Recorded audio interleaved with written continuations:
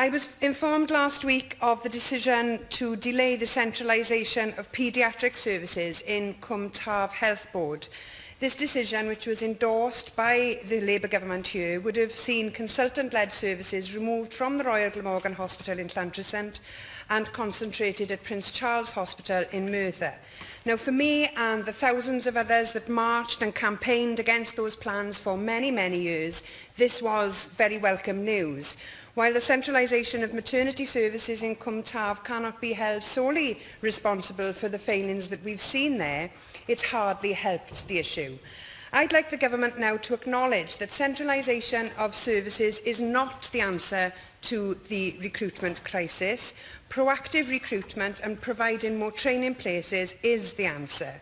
This is what Plaid Cymru has long been calling for. Will the government make a statement on its plans for tackling the recruitment crisis, please?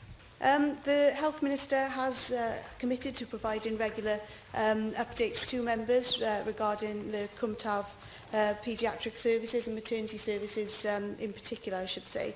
And he has recently provided an oral update to the Assembly on the Train Work Live programme, which did offer members the opportunity to discuss in depth the recruitment challenges within the NHS.